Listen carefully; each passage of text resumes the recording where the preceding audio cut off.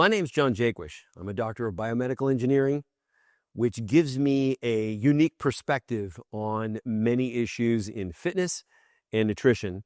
And today we're going to be talking about the sugar diet. Some of you may have heard of this new fad diet where all you do is consume sugar.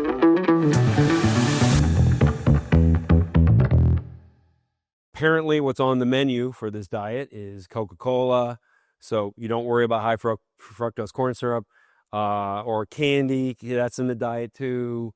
You're basically trying to avoid protein and fats and just have pure carbohydrates.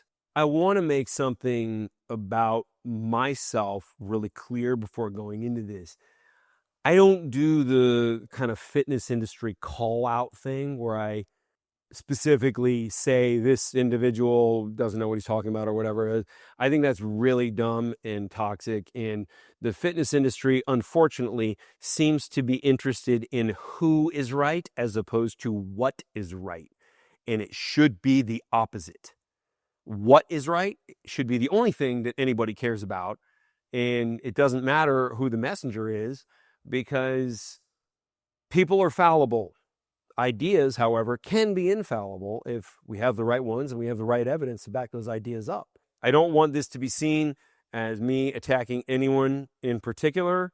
Most of the bad information that's out there in fitness and nutrition just has to do with misinterpretations of the data, some of them intentional. Like, for example, the snack food industry has done a very good job of fooling the public that eating these snack foods is totally fine and they can do that however much they want. So the sugar diet, this is probably one of the dumbest things I've ever seen. It is a diet that promises weight loss. So, okay, weight loss is a good thing, right? Well,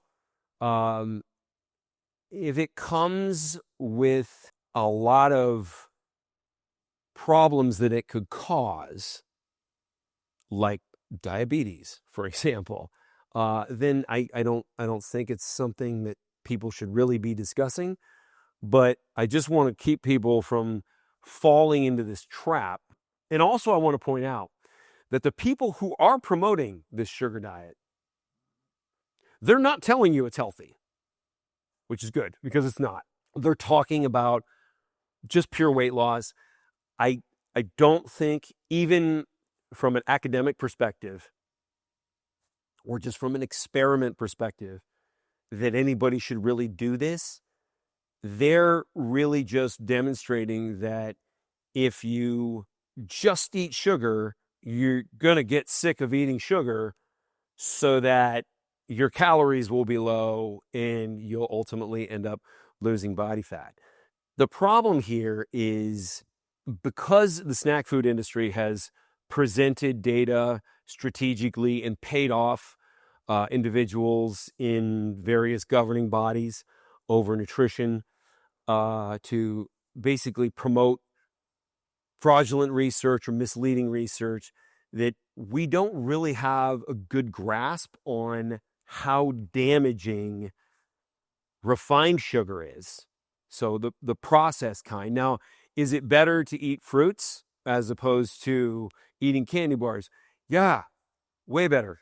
Because fiber comes with the sugar in nature, fructose, and it slows down the absorption of that sugar. So, like if you see somebody eat a candy bar, they have a high glucose spike. If they have an apple, it's a little bit dulled. And it is those peaks that tend to be where the glucose gets stored. Now, it's a little bit different with fructose. I know, like, a lot of people think fruit, because it grows, it must be just good for you. Yeah, there's a lot of things that grow that are not good for you. So that argument sucks and is easily disproven. But what I want everyone to do who's considering doing this, you need to Google the term glycation.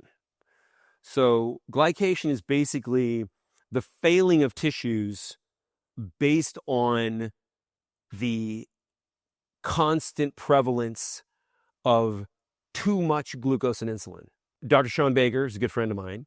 He frequently talks about, he's an orthopedic surgeon, and when he cuts into a joint, when he has to do a joint replacement or do some orthopedic work, when it's a young person, the bone and the tendons and ligaments are bright white. And if you've ever watched a surgery video on a young person, that's the way it looks. Sometimes in an older person, and this had been previously seen as aging, but it's not. It's exposure to too much carbohydrates over extended periods of time. And what is too much? I'll get to that.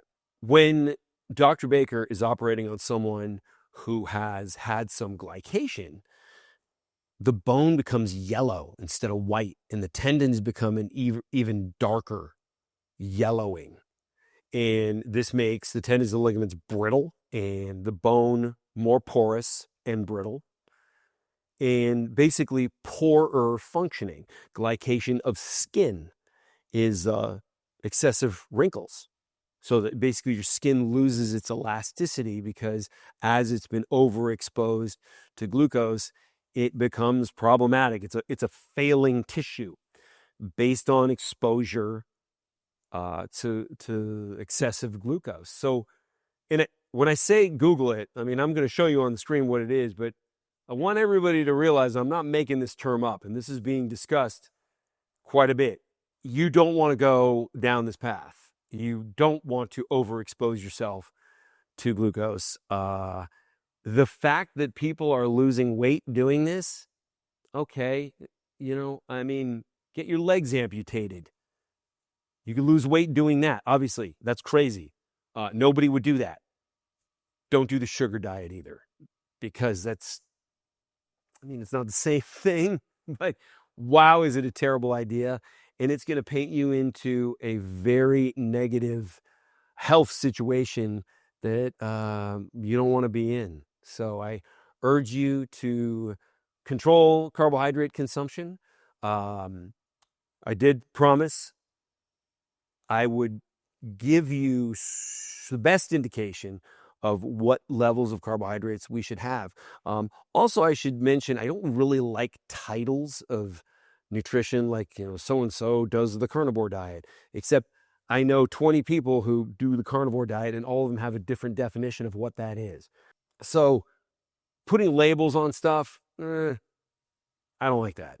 But I will say that there's an amazing meta-analysis by Menno Henselmans where he demonstrates that for strength athletes, that the maximum amount of carbohydrates that you need in a day to replenish all of your muscle glycogen is only 20 grams.